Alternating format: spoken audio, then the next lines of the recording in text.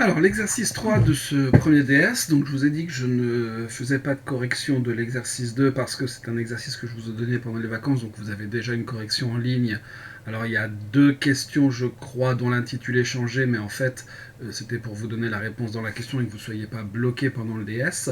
Mais sinon, c'est exactement la même chose, donc vous avez à la fois le corrigé papier et la vidéo qui va avec. Donc, l'exercice 3, qui est un exercice de probabilité, mais un exercice de probabilité de première année plutôt, c'est pour ça que je l'ai choisi. Alors je dis plutôt parce qu'il y a un mélange avec les matrices, et dans ces histoires de matrices, je pense que c'est des choses que vous avez vues en première année aussi, mais bon, au pire, ça fait partie de ce que l'on a vu dans le premier chapitre de l'année. Donc, il n'y a pas trop de difficultés, et en plus, vous êtes assez guidé. Vous êtes dans un jeu qui se joue en plusieurs parties. Si vous gagnez 2 parties consécutives, vous gagnez la prochaine avec une probabilité de 2 tiers. Si vous perdez une partie et vous gagnez celle d'après, vous gagnez la prochaine avec une probabilité de 20,5. Vous gagnez et vous perdez, alors dans ce cas-là, vous gagnez la suivante avec une probabilité de 20,5. Si vous perdez 2 parties consécutives, vous gagnez la suivante avec une probabilité de 1 tiers. On vous donne des événements. On vous donne EN, FN, GN, HN, 4 événements, et dans notre grande bonté d'âme, on vous dit qu'on admet qu'il s'agit d'un système complet d'événements, donc on n'a pas besoin de justifier qu'on a bien un système complet d'événements. Cela étant, le fait qu'on nous dise qu'on a un système complet d'événements, c'est quand même important parce que ça nous met en condition pour la suite. Et déjà, la première question, utilisez la formule des probabilités totales. Donc là, si vous n'avez pas compris qu'il faut faire la formule des probabilités totales, je ne sais pas ce que je peux faire pour vous. Avant d'appliquer la formule des probabilités totales, il va nous falloir un système complet d'événements. Le système complet d'événements, on va choisir EN, FN, GN, HN, évidemment. Donc je me donne d'abord un entier n, supérieur ou égal à 2. Donc je sais que, non, ça commence à EN, FN, GN, HN est un système complet d'événements.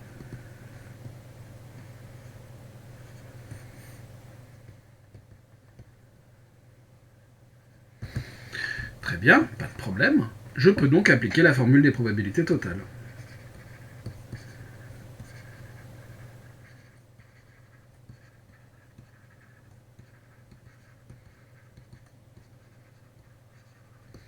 Qu'est-ce que je peux dire? Eh bien, P de EN plus 1, c'est la probabilité de EN plus 1.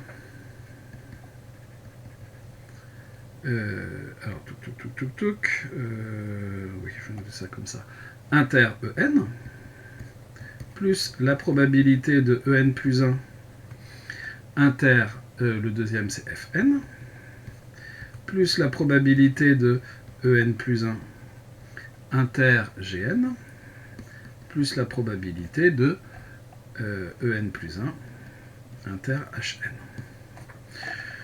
Je peux écrire la formule des probabilités totales comme ça, ou je peux l'écrire également avec sa version mélangée avec la formule des probabilités composées. C'est-à-dire que je vais avoir ici la probabilité de EN multipliée par la probabilité de EN plus 1, sachant EN, plus la probabilité de Fn multipliée par la probabilité, sachant Fn, de EN plus 1. Plus la probabilité donc de Gn, multipliée par la probabilité sachant Gn de En plus 1, plus la probabilité de Hn, multipliée par la probabilité sachant Hn de En plus 1. Bon. Probabilité de En, je la connais pas, mais on me dit que, pas de problème, je dois l'avoir à la fin. Donc qu'elle y reste me paraît plutôt bien. Probabilité de En plus 1 sachant En. En plus 1, qu'est-ce que c'est? C'est An moins 1 inter An. Donc le joueur a gagné la nème partie, le joueur a gagné la n moins unième partie, et donc En plus 1, c'est quoi? C'est le joueur doit gagner la n plus unième partie et la énième. Ça tombe bien, il a gagné déjà la énième, c'est compris dans En. Donc il a gagné les deux parties consécutives, AN-1 et AN. La probabilité qu'il gagne la suivante, c'est 2 tiers. Plus la probabilité de Fn, je ne la connais pas. Mais, je vais regarder la suite. En plus 1, sachant Fn. En plus 1, sachant Fn, c'est quoi? En plus 1, le joueur gagne la n plus unième et... le Fn, c'est très bien, je l'ai. Oui, donc je reprends ce que je disais. J'avais autre chose en tête. Donc, En plus 1, le joueur gagne la n plus unième partie et gagne la énième, sachant que il a gagné la énième, donc ça tombe bien, il n'y a pas d'incompatibilité à ce niveau-là, et il a perdu la n moins unième. Donc, il a perdu, puis gagné. Donc, il perd, puis il gagne, et donc la probabilité qu'il gagne encore, c'est 1,5. Plus la probabilité de Gn, que j'ignore, multiplié par la probabilité de En plus 1 sachant Gn. En plus 1 sachant Gn, c'est quoi? En plus 1, donc je gagne la n plus unième et j'ai gagné la énième, sachant que Gn, j'ai gagné la n moins unième et j'ai perdu la énième. Donc ici, en fait, cette probabilité-là, elle vaut 0, puisque dans Gn, on sait qu'il a perdu la énième, et dans En plus 1, il a gagné la énième. Donc il y a incompatibilité. Plus la probabilité de Hn, multipliée par, on va avoir la même chose, En plus 1, donc il a gagné la énième, il gagne la n plus unième, et Hn, il a perdu la n moins unième, et il a perdu la énième. Donc il doit à la fois perdre la énième et gagner la énième, ça n'est pas possible. D'où, pour tout n supérieur à 2, P de En plus 1 est égal à 2 tiers de P de En, plus 1,5 de P de Fn.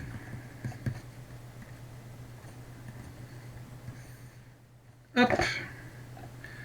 Question B. Vous voyez, cette première question, elle n'était pas très difficile, mais il fallait quand même réfléchir un petit peu. Question B. Exprimer de la même façon P de Fn plus 1, P de Gn plus 1, P de Hn plus 1 en fonction de machin.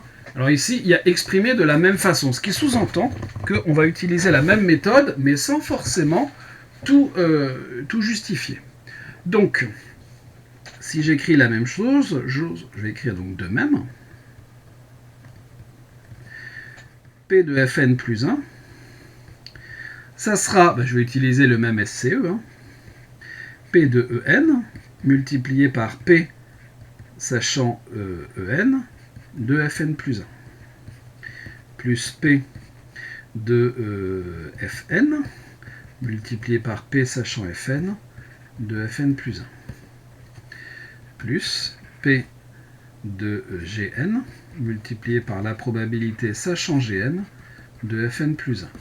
Plus la dernière, la probabilité de Hn, multipliée par la probabilité sachant Hn, de Fn plus 1.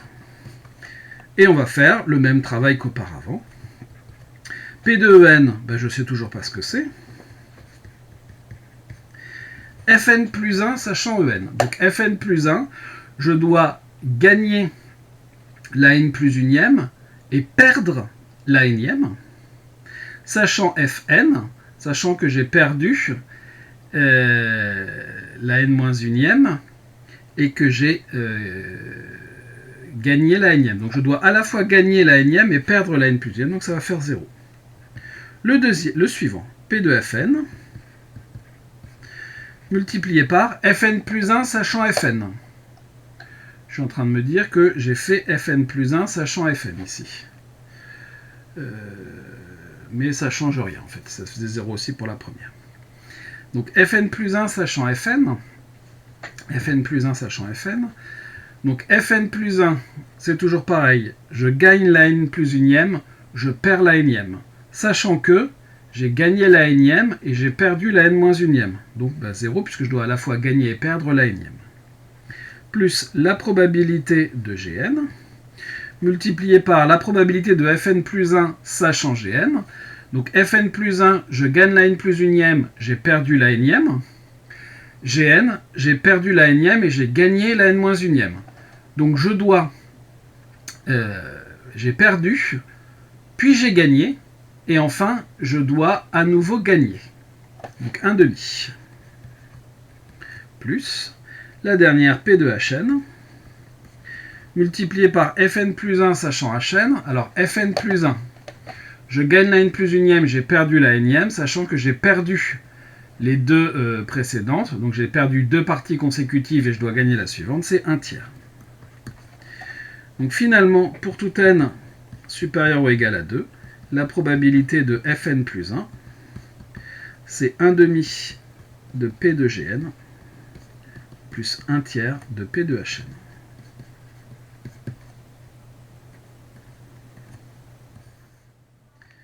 Voilà. Ensuite, on va faire la même chose. La question, pas la question d'après, mais la suite, c'est P de Gn plus 1. Je vais accélérer un petit peu. Gn plus 1. Donc, je gagne. Donc là, c'est Gn plus 1 avec En. Donc, je vais avoir P de En. Je vais un petit peu plus vite. Multiplié par. Donc, je perds la n plus unième. J'ai gagné la n moins unième. Je perds la n plus unième. J'ai gagné la nième. Et j'ai gagné la nième et la n moins unième. Donc, je gagne 2 fois et ensuite, je perds. Je gagne 2 fois et je perds. Donc, je vais avoir une chance sur 3 de perdre.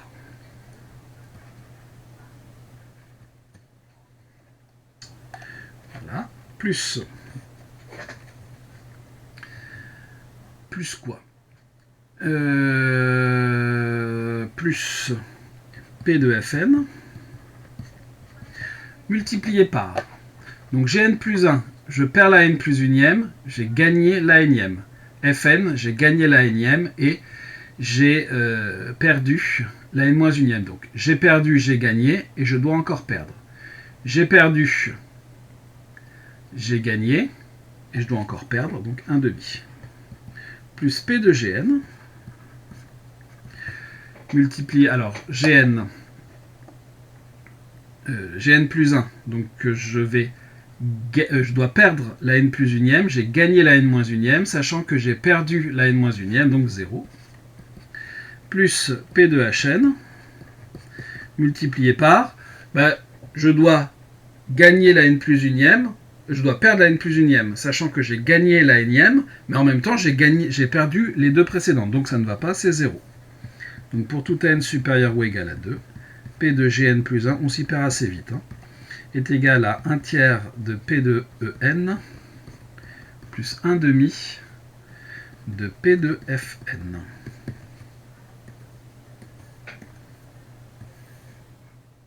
Je revérifierai tout quand même avant de clore définitivement cette question. Et P de Hn.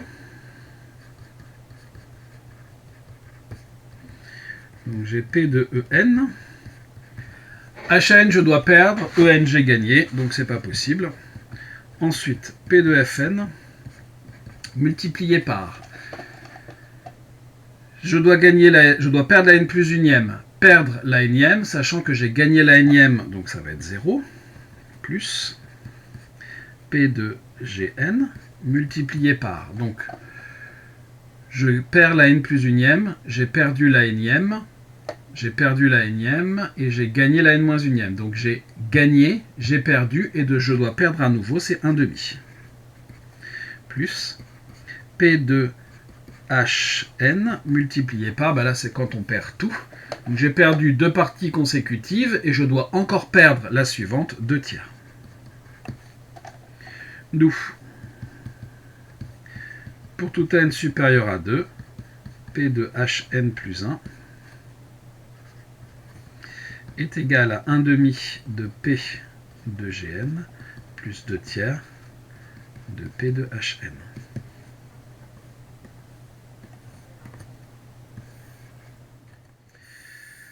Voilà pour cette question, je vais quand même vérifier avant. Non, c'est bon. Question C.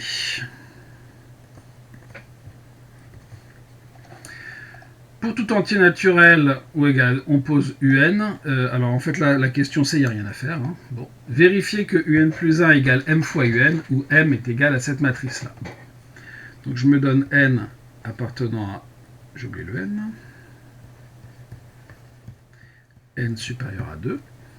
J'ai m multiplié par la matrice un qui est égale à 2 tiers, 1 demi, 0, 0, 0, 0, 1 demi, 1 tiers, 1 tiers, 1 demi, 0, 0, 0, 0, 1 demi, 2 tiers. Je multiplie ça par P de n, P de Fn, P de Gn, P de Hn. Et j'obtiens quoi? J'obtiens 2 tiers de P de n, plus 1 demi de P de Fn. Et ça sera P de n plus 1. J'obtiens 1 demi de P de Gn, plus 1 tiers de P de Hn. Et lui, 1 demi, ça sera P de Fn plus 1. J'ai 1 tiers de P de En, plus 1 demi de P de Fn. C'est P de Gn plus 1. Et j'ai enfin 1 demi de P de Fn, plus 2 tiers de P de Hn. C'est juste au-dessus. Et j'obtiens P de En plus 1, P de Fn plus 1, P de Gn plus 1, P de Hn plus 1. C'est-à-dire Un plus 1. Donc conclusion, pour tout n supérieur ou égal à 2, j'ai bien MUN est égal à UN plus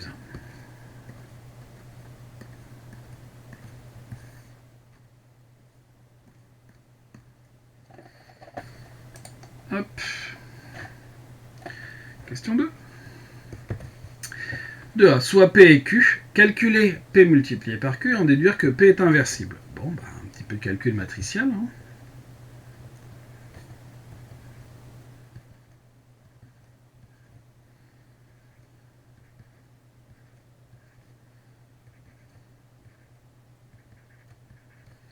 C'est des matrices 4-4, c'est un peu long, mais d'un autre côté, les coefficients ne sont pas énormes.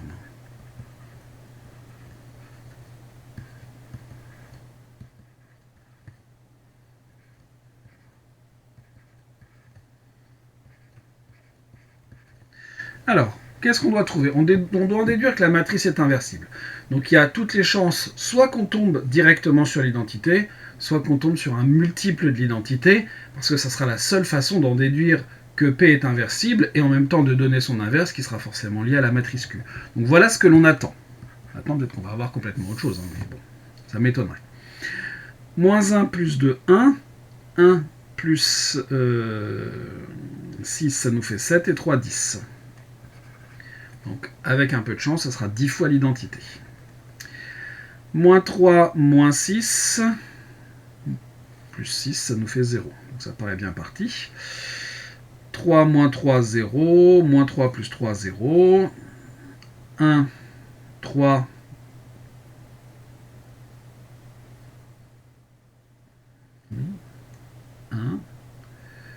Plus 2, 3.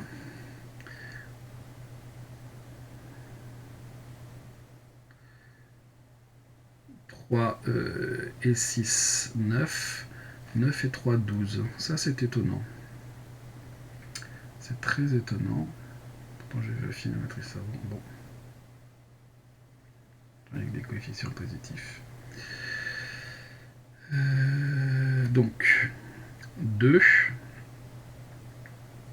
Moins 2, 0. Moins 2 plus 2, ça nous fait 0. 6 et 3, 9 et 1, 10. 6 et 3, 9. Moins 1, 8 et 2, 10. Donc ça colle plutôt bien. Moins 2, moins 4, moins 6 et 2, moins 4. Alors, j'ai pas multiplié par la bonne, donc le moins 4 il va là. Moins 6 plus 3, ça nous fait moins 3. Moins 3, moins 2, plus 2, 0. Donc là, il y a l'air d'avoir un problème sur la dernière colonne. Moins 2, moins 4. Moins 2, moins 4, plus 2, ça nous fait bien 0. Moins 6, moins 3, moins 2, 0. 6, 9, 8 et 2, 10. Jusque là, ça colle bien. 2, moins 2, 2, 2, moins 2, ça fait 0. 0 plus 2, 2. 2 et 2, 4. Il manque un signe moins. C'est vraiment étrange. 2, 4, moins 2, 2 et 2, 4. 4 moins 6, moins 2. Moins 2 et 3, 1.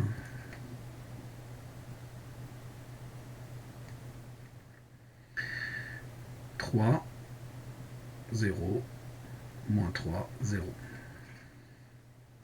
Moins 1, 1, moins 5, moins 5 et 3,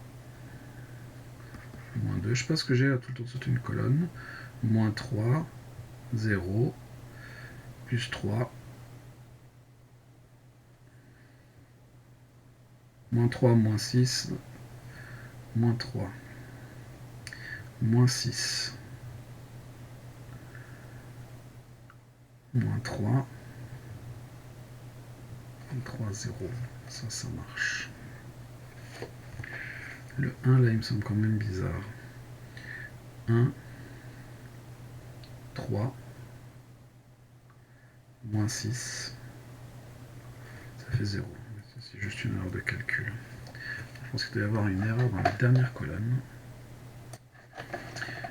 Effectivement, il y a une erreur dans la dernière colonne. Cela étant, donc on a calculé P fois Q. Et si on regarde bien, on se rend compte que la dernière colonne ne va pas. Donc, ce qui veut dire que soit c'est lié, c'est probablement lié à la dernière colonne de la matrice Q, puisque les autres vont bien. Donc, qu'est-ce qu'il faudrait faire pour que ça marche bien? Donc ici, j'ai donc 1, 2, qui me fait 3, 3 et 3. Si ici je colle un moins 2, ça va me donner 0. Ensuite, moins 2, plus 2, plus 2, moins 2, moins 4, ça marche. Ça marche. Et le dernier, moins 1, 1, 6, et un 7 et 3, 10, ça marche aussi. Donc, j'ai fait mon calcul, je trouve ça, pas de problème. On remarque que P multiplié par moins 1, moins 3, 3, 1, 2, moins 3, moins 3, 2, 2, 1, moins 1, 2, 1, 1, 1, 1, est égal à 10 fois l'identité. J'en déduis donc que P est inversible.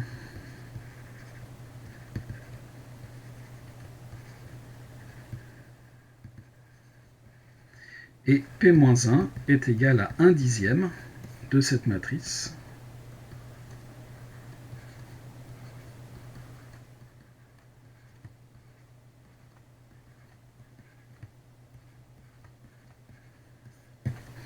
Bon, évidemment, si vous avez fait du pivot de Gauss, ça marche aussi.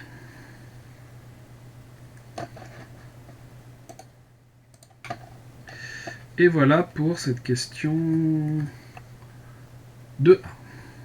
Vous voyez que, mis à part la dernière colonne, j'aurais pu mettre directement le moins 2. Bref. Montrer que M est égal à P de P-1, où D est une matrice diagonale à déterminer. Bon. Un petit peu d'analyse. Si vous avez M qui est égal à P de P-1, alors vous avez P-1 M P qui est égal à D. Donc je vais calculer P moins 1 MP. Et puis, j'espère que ça va me donner D. Donc je vais avoir 1 dixième, 2, moins 1, moins 3, 3, 1, 2, moins 3, 2, 2, 1, moins 1, 2, 1, 1, 1, 1. Ma matrice M, heureusement, elle est un petit peu plus sympathique. Alors encore que, il y a des tiers, il y a des demi. Il y a beaucoup de zéros quand même.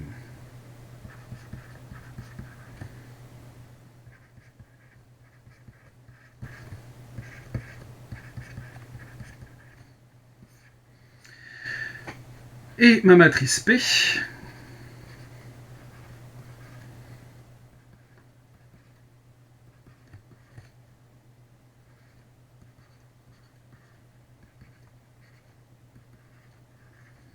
la voici. Alors je peux me simplifier un petit peu la vie en multipliant cette matrice-là par 6. Donc ici, je vais multiplier par 1 sixième et je vais tout multiplier par 6. 2 tiers multiplié par 6, ça fait 4. 1 demi fois 6, ça fait 3. Ici, je vais avoir 3. Ici, je vais avoir 2. Ici, je vais avoir 2. Ici, je vais avoir 3. Ici, je vais avoir 3. Ici, je vais avoir 2. Alors non, je vais avoir 4 parce que c'était 2 tiers.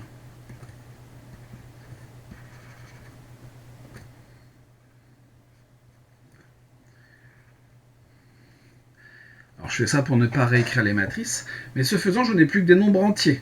Et je devrais diviser par 60 à la fin. Donc j'espère que je vais avoir des choses un petit peu plus simples à calculer. Néanmoins, la contrepartie, c'est que je vais probablement avoir des coefficients assez grands puisque j'ai mon 1 sur 60. La première matrice, je vais la laisser telle quelle.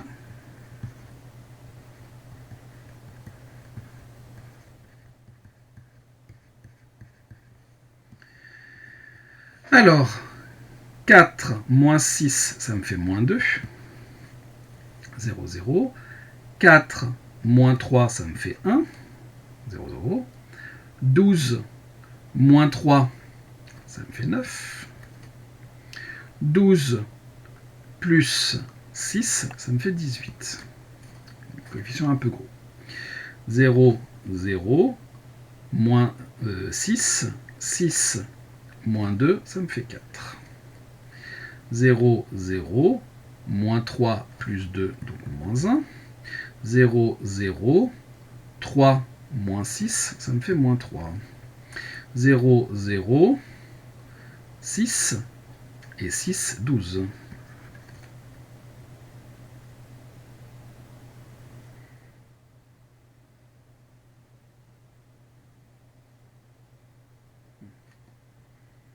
Si j'oublie un mot. Ligne suivante. 2 moins 6, ça me fait moins 4. 2 moins 3, moins 1. 6 moins 3, 3.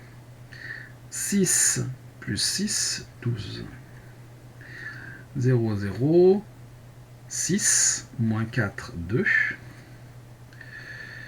Moins 3 plus 4, 1. 3 moins 12, ce qui me fait moins 9. Normalement, je vais tomber sur l'inverse, l'opposé de la première ligne.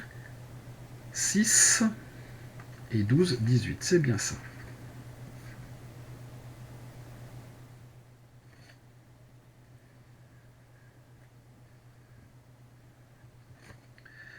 Et maintenant, il faut espérer que ça me fasse une diagonale.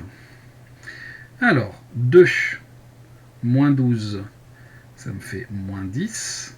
Moins 10 plus 12, 2. 2 et 3. 2 et 2, 4.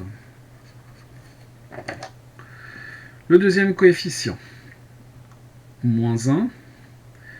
Plus 3, ça me fait 4. Moins 3,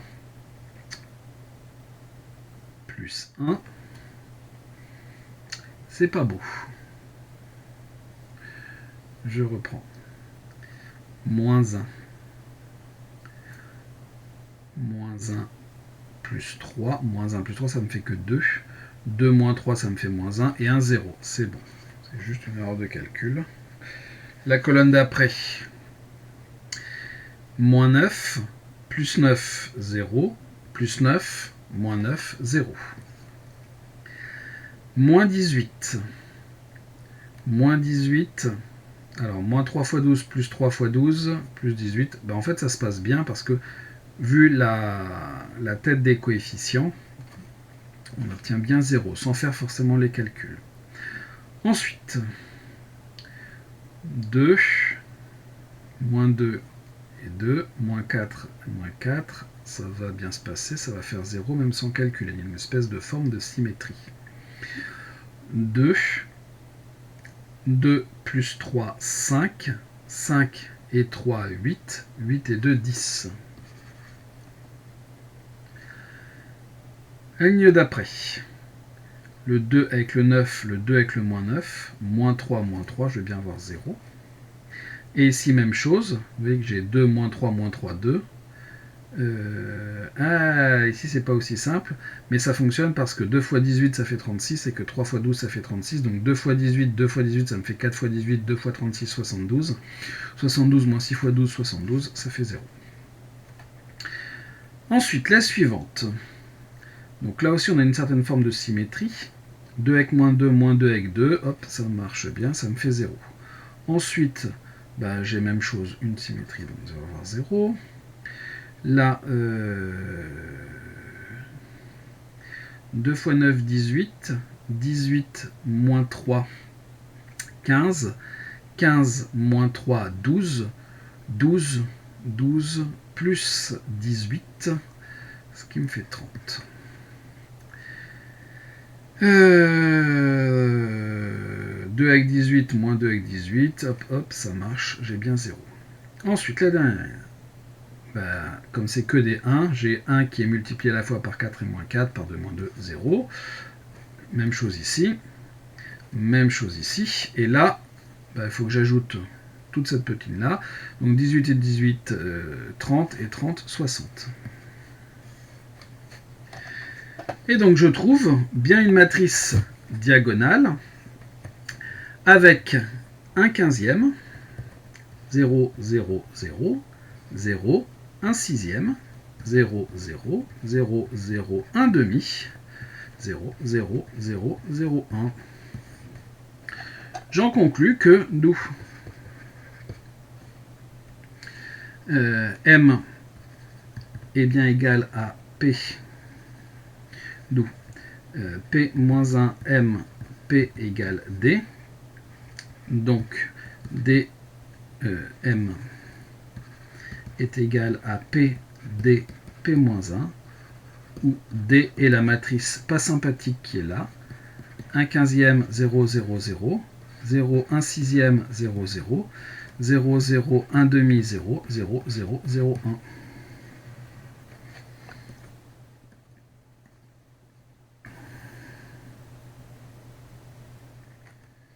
Et voilà pour cette question 2B.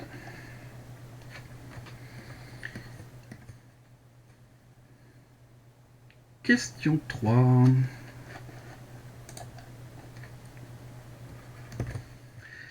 Écrire un programme en Python permettant de calculer P de E100. Bon. Évidemment, on va se servir de ce produit de matrice. On va se servir du fait qu'on a ces informations-là. S'il gagne, s'il perd, et ainsi de suite. Mais il y a quelque chose d'important. On suppose que le joueur a gagné les 2 premières parties. Donc, on a P de E2 est égal à 1, puisqu'on sait qu'il a gagné les 2 premières parties. On sait également que pour tout n supérieur ou égal à 2, P de En plus 1, M multiplié par UN est égal à UN plus 1. On sait également que on va avoir besoin. P de F2 égale 0. P de G2 égale 0, puisque comme il a gagné les deux premières parties, il ne peut pas avoir perdu l'une des deux premières. P de H2 égale 0. Donc on va faire maintenant un petit peu de Python. Donc on va avoir besoin de NumPy.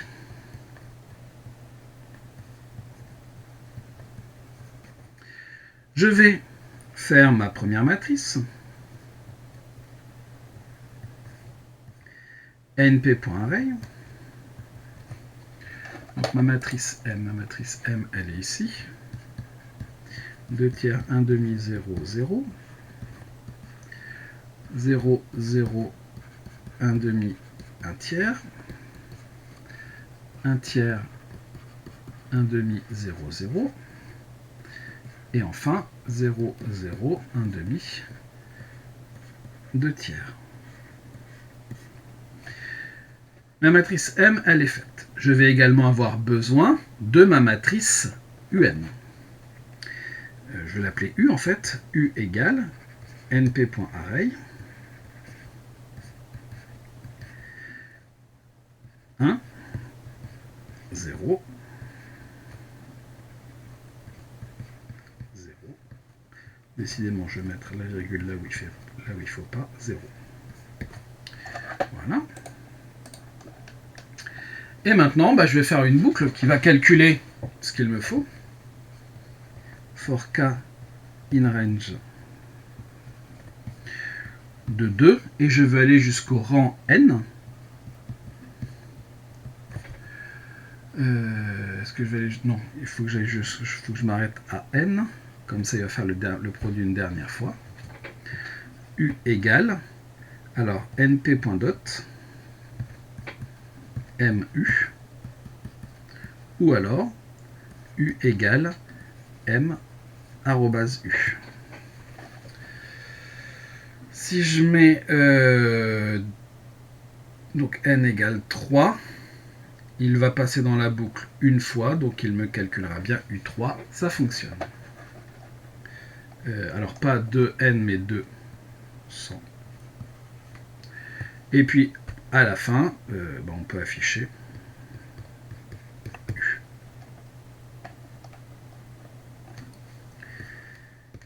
Question B. Démontrer que.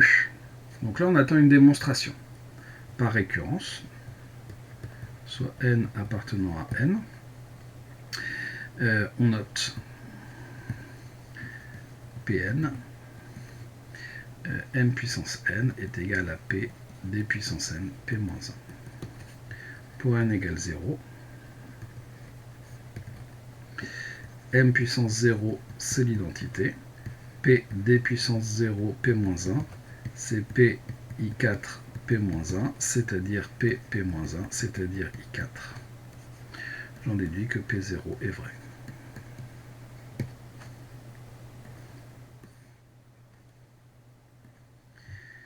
Soit n appartenant à n tel que Pn est vrai, c'est-à-dire tel que m puissance n est égal à P d puissance n P-1. M puissance n plus 1, c'est m multiplié par m puissance n, c'est-à-dire m qui est P d P-1.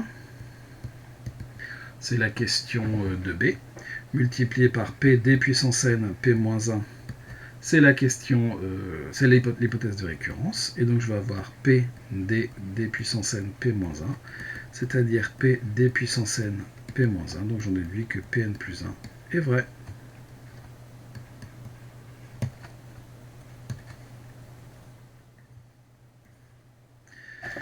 Reste à conclure. Surtout ne pas oublier la conclusion. Par principe de récurrence,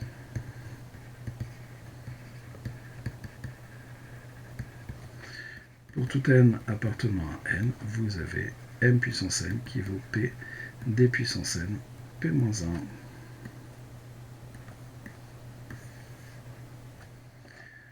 Ça, j'espère que ce sera des points de gagner par tout le monde. Question C.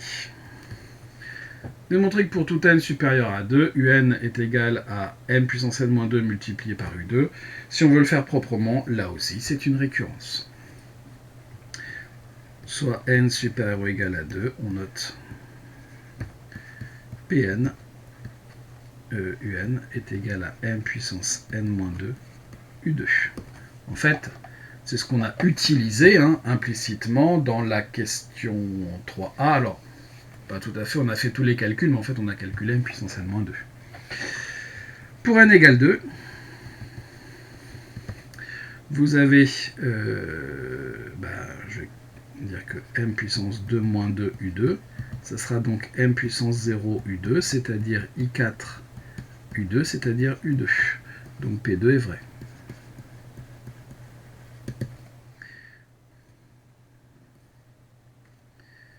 Hop, soit n supérieur à 2, tel que un est égal à m puissance n-2 u2. un plus 1, c'est m un, c'est-à-dire m puissance n-2 u2, c'est-à-dire m n-1 u2. Pn plus 1 est vrai.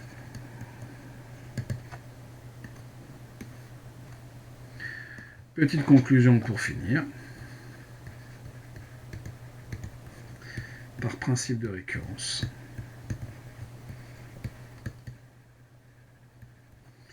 Pour tout n appartenant à n supérieur à 2 implique que un, c'est m puissance n-2 u2.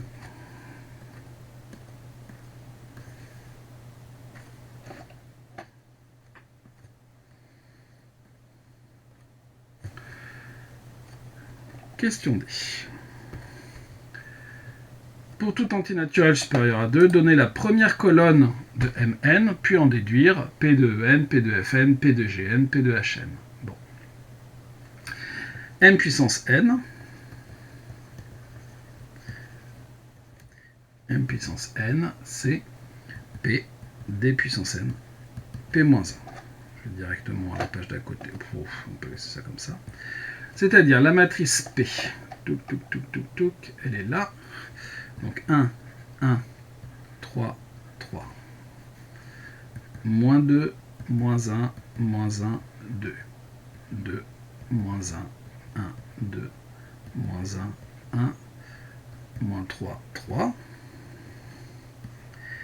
D puissance n, comme elle est diagonale, donc on a, je crois que c'était 1/15e puissance n, donc 1 sur 15 puissance n, 0, 0, 0, 0, 1 sixième puissance n, 0, 0, 0, 0, je ne sais plus combien c'était, 1 demi,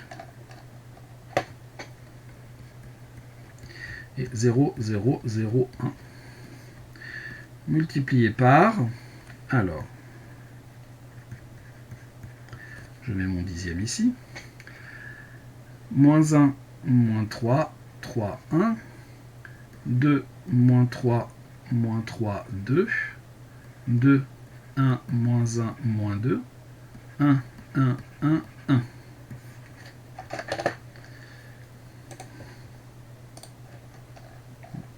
Hop. Qu'est-ce que j'ai foutu? Ah, je sais. Insérer. Donc je vais avoir du 1 dixième. Je recopie cette matrice-là pour commencer.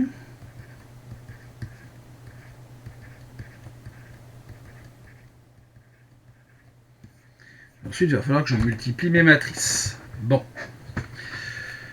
Ici, je vais avoir du moins 1 quinzième à la puissance n. Très bien. On me demande que la première colonne de Mn.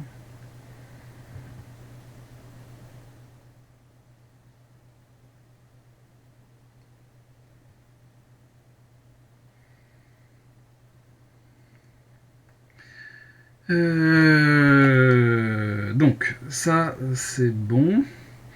Ensuite, la deuxième ligne multipliée par... je vais la faire en 3 sur 15 puissance n, 3 sur 15 puissance n, et 1 sur 15 puissance n. Alors, je dis que je vais la faire parce que de toute façon, pour avoir la première colonne, il faut impérativement que je calcule déjà un produit de deux matrices, et puis après, je ne ferai pas la totalité pour la suite. Bon.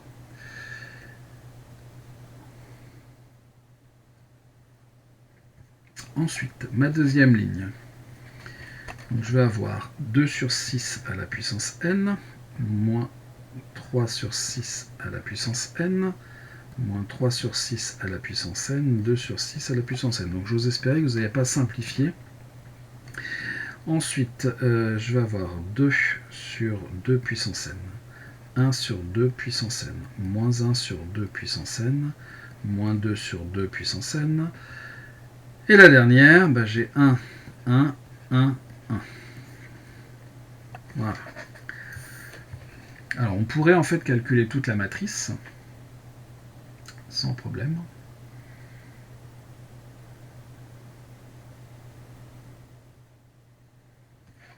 Voilà. Donc maintenant on me demande la première colonne de la matrice. Pour avoir la première colonne, eh bien, il va falloir que je multiplie chacune des lignes de la matrice de gauche par la première colonne de ma matrice de droite.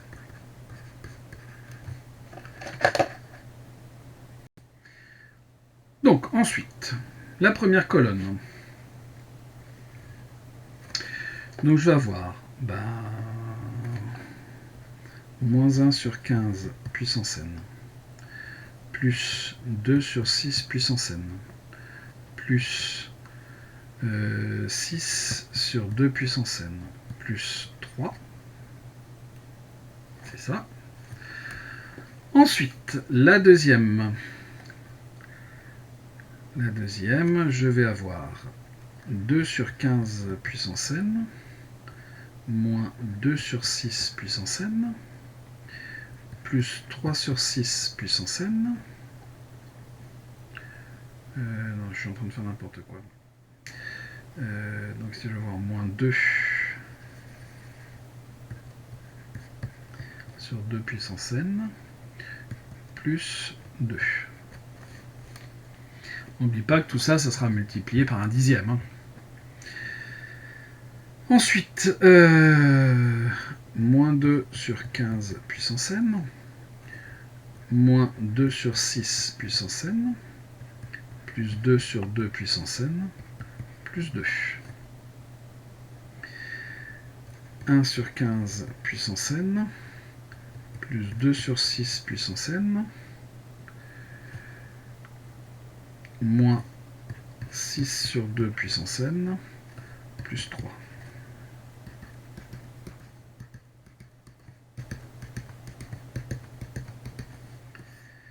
Voilà la première colonne de ma matrice. Vous voyez, c'est des coefficients qui ne sont pas extrêmement sympathiques. Puis en déduire P de En. Bon. Qu'est-ce qu'on a comme information? On a UN est égal à M puissance N-2 U2, c'est-à-dire M puissance N-2 multiplié, j'ai oublié le moins, multiplié par 1, 0, 0, 0. En d'autres termes, pourquoi est-ce que ce n'est pas utile de calculer les autres parties? Parce qu'ils vont être multipliés par 0. On a donc, et donc ça nous fait P de En, P de Fn, P de Gn, P de Hn. Nous, si je multiplie ma première ligne de la matrice M puissance, attention c'est N-2, par ma première colonne, j'en déduis que P de En, c'est une fois le coefficient qui est ici, donc 1 dixième multiplié par cette horreur,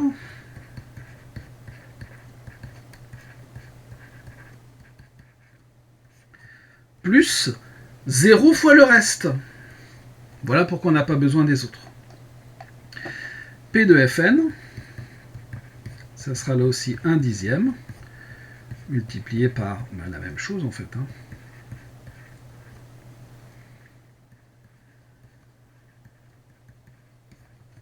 Plus 0, puisque que pour Fn, je vais multiplier cette deuxième ligne par 1, 0, 0, 0. Donc il n'y a que ce coefficient-là qui va rester. C'est pour ça qu'on n'a pas besoin des autres. P de Gn. Donc j'aurai toujours du 1 dixième. Et c'est le même principe. Donc je vais avoir du moins 2 quinzième, moins 2 sixième, plus 2 sur 2 puissance n. J'ai dit que c'était moins 2, je ne l'ai pas écrit, plus 2. Donc ici c'est moins 2, moins 2, moins 2, moins 2, moins 2, moins 2, moins 2, moins 2, moins 2. Et enfin P de Hn, qui vaut là aussi 1 dixième de 1 sur 15 puissance n moins 2, plus 2 sur 6 puissance n moins 2, moins 6 sur 2 puissance n moins 2, et je crois que c'est plus 3. Voilà toutes nos probabilités. Si on réfléchit bien, en fait, hein, les probas, on a fait très peu au départ, et c'est essentiellement de l'étude de suite, finalement, hein, et de l'étude de matrice. On a limite quand n tend vers plus l'infini de P de n, 1 sur 15 puissance n-2, 2 sur 6 puissance n-2, 6 sur 2, tout ça, ça va tendre vers 0.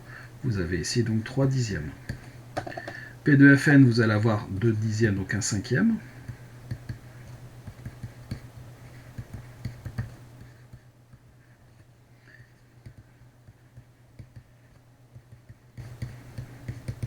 Deux dixièmes, donc 1 cinquième. Et enfin, limite quand n tend vers plus l'infini de P de Hn, vous avez 3 dixièmes. 3 dixièmes plus 3 dixièmes, 6 dixièmes. Plus 2 dixièmes, plus 2 dixièmes. Ça nous fait bien 10 dixièmes. Pas de problème, ça nous fait bien 1. Ici, c'est pas vraiment la peine de justifier ça. Hein. Une fois qu'on a les expressions, ça devient très simple. Question 4.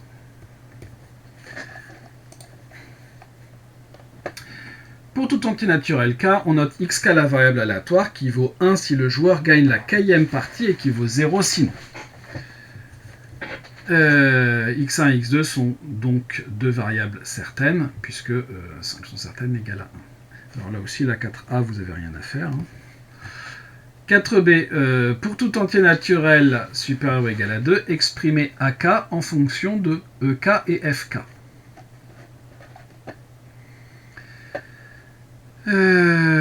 Donc, AK, je reviens ici. AK, c'est le joueur gagne la kème partie. EK, c'est AK-1 inter AK. Et FK, c'est AK-1 bar inter AK. Et on nous demande d'exprimer AK en fonction de EK et FK. Bon. Si je réunis les deux, je vais avoir AK-1 inter AK, union, AK-1 bar inter AK. Je peux développer cette union-là. Donc je vais avoir AK-1 union AK-1 bar.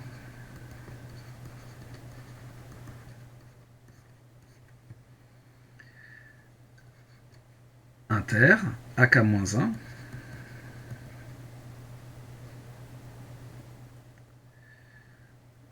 union AK.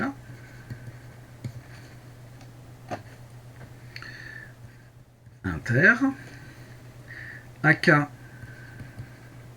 union AK-1 bar inter AK union AK. Ici, ça c'est oméga, donc je peux le retirer.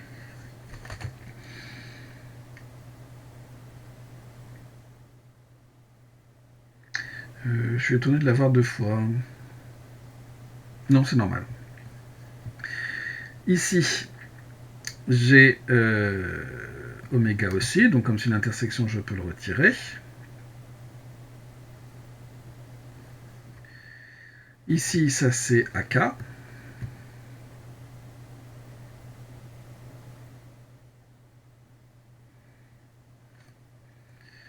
Et donc là, j'ai AK-1 union AK, inter AK,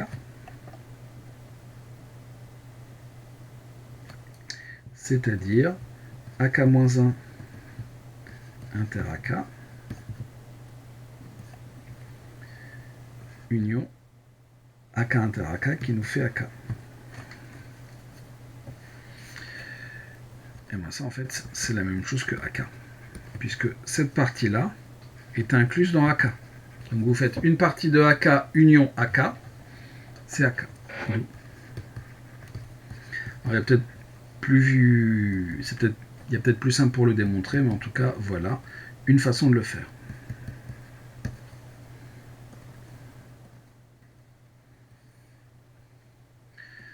Remarquez également, pour le coup, que l'union est disjointe. On a de plus. EK inter FK, qui est vide, puisqu'on a dit au-dessus que EN, FN, GN, HN était un système complet d'événements. Donc, l'intersection de 2 événements du système est vide. Question C. En déduire, pour k supérieur ou égal à 2, la loi de xk. Bon. Xk d'oméga, c'est 0,1. Xk suit donc une loi de Bernoulli. Reste à calculer la probabilité d'avoir xk qui est égal à 1.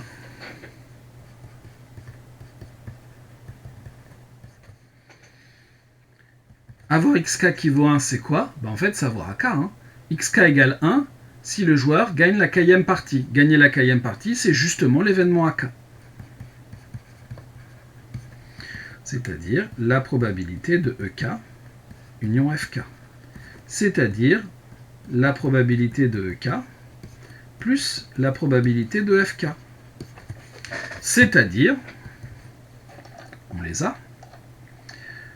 cette somme-là. Donc je vais avoir 1/10 facteur 2. Moins 1 plus 2, j'ai 1 sur 15 K-2, puisqu'on est ici en XK. Ensuite, j'ai 2 moins 2, il n'y en a plus. J'ai 6 moins 2, donc il va m'en rester 4.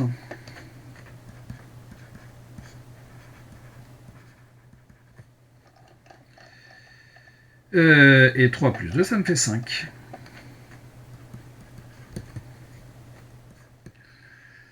La loi de xk, donc pour tout k supérieur ou égal à 2, xk suit la loi de Bernoulli. Deux paramètres, eh bien 1/10 de 1 sur 15 puissance k-2 plus 4 sur 2 puissance k-2 plus 5.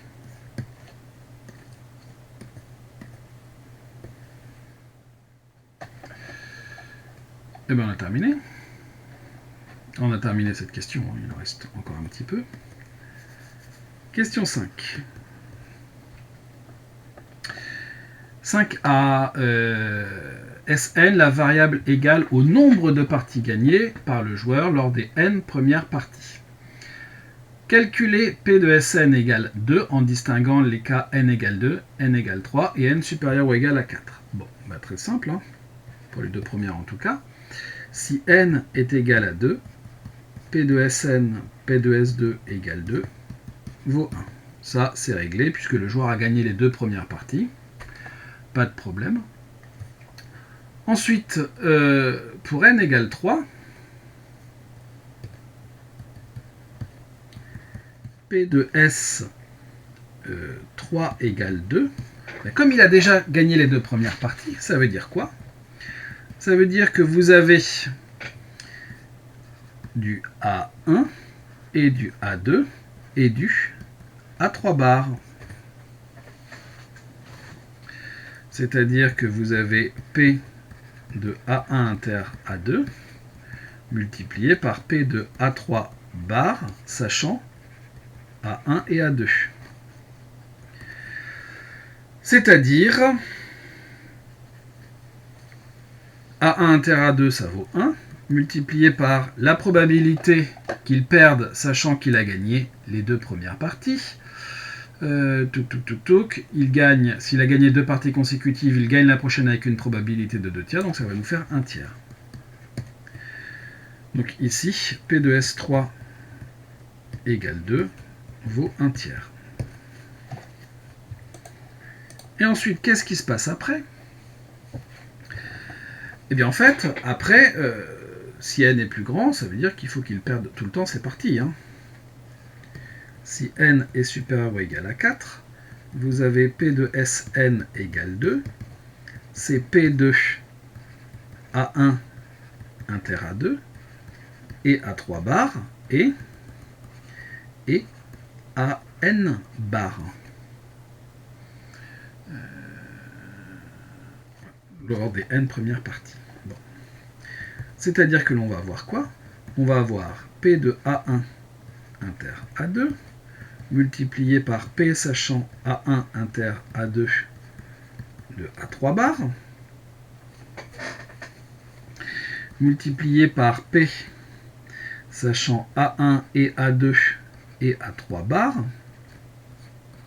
de A4 bar et ainsi de suite.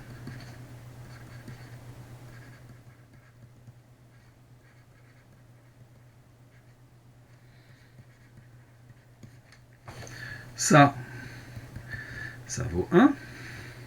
Ça, c'est quoi? Eh bien, on l'a calculé avant, ça vaut 1 tiers. Et en fait, cette partie-là, il a gagné la deuxième, il a perdu la troisième. La probabilité qu'il perde ensuite, cette probabilité-là, ici, elle vaut, il a gagné la 2, donc il a gagné, il a perdu, il gagne avec une probabilité, donc ça vaut 1 demi. Et à partir de là, en fait, on va avoir cette première partie. Et toutes les autres probabilités, il va perdre deux parties consécutives et toutes les autres vont être égales à 2 tiers. Il va falloir compter combien il y en a. Donc, P de S4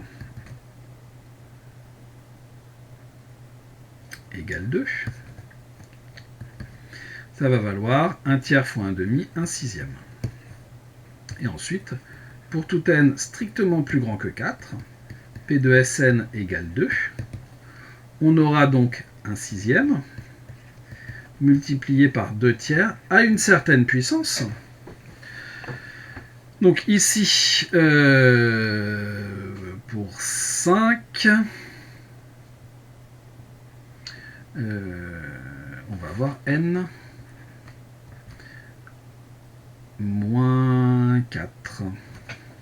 Et cela étant, cette formule, elle fonctionne aussi avec S4 égale 2, puisque pour n égale 4, on obtient ici 0. Pour tout n supérieur ou égal à 4, P de Sn égale 2 vaut 1 sixième multiplié par 2 tiers à la puissance n-4. Donc quelque part, on a une loi géométrique qui est cachée, un petit peu. Ça ressemble un petit peu à ça. Enfin, un petit peu de loin quand même. Conclusion.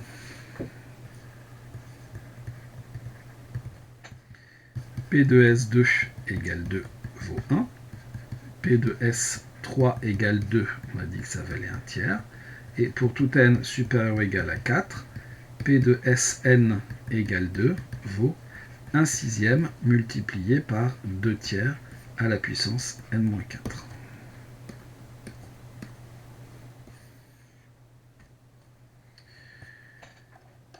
Voilà.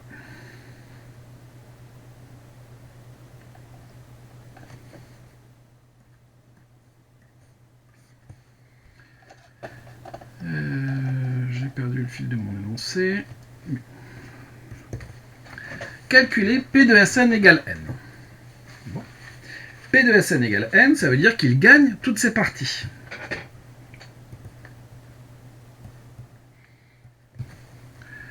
P de Sn égale n, c'est P de A1 inter A2 inter AN, c'est-à-dire P de A1 inter A2 multiplié par P de A3 sachant A1 inter A2 multiplié par P sachant A1 inter AN-1 de AN. Et ça, quand il en a gagné 2, la suivante, il la gagne avec une probabilité, c'est pas là que je vais voir ça, c'est sur l'énoncé, de 2 tiers.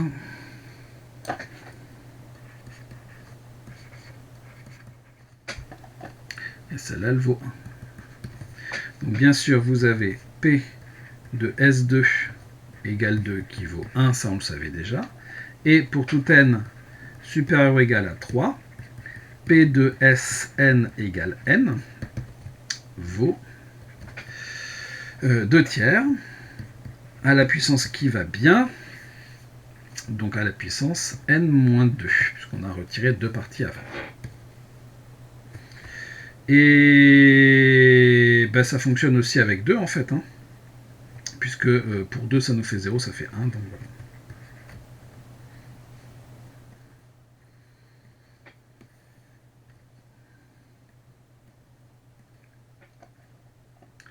Question C. Pour tout entier n supérieur ou égal à 3, écrire Sn en fonction des variables xk. Puis déterminer E de Sn en fonction de n. Bon. Xk, c'est tout simplement une variable aléatoire qui vaut 1 à chaque fois qu'une partie est gagnée. On a Sn égale la somme pour k allant de 1 à n dxk, ni plus ni moins. C'est la somme, on compte le nombre de parties.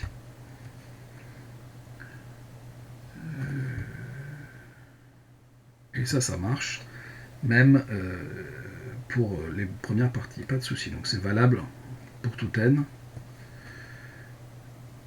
sans problème. Puis déterminer E de Sn en fonction de n par linéarité.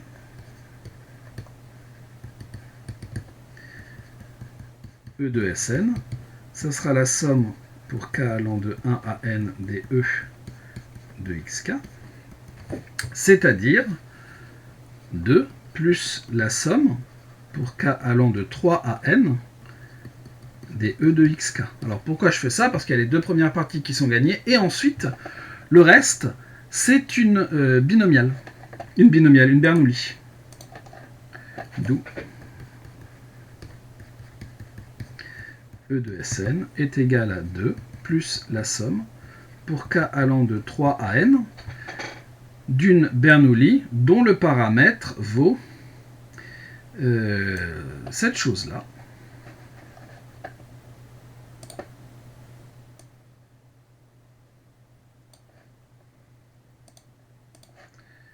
Qui est l'espérance en même temps de la loi. Hein.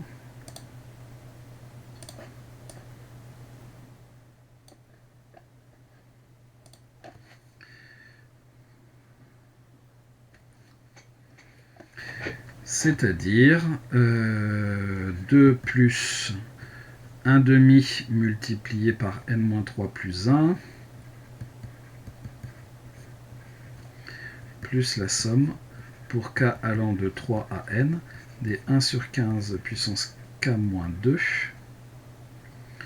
plus 4 sur 2 puissance k-2. Et je ne peux pas faire mieux que ça, puisque ces sommes-là, je ne sais pas les calculer. Je vais quand même remarquer E de Sn.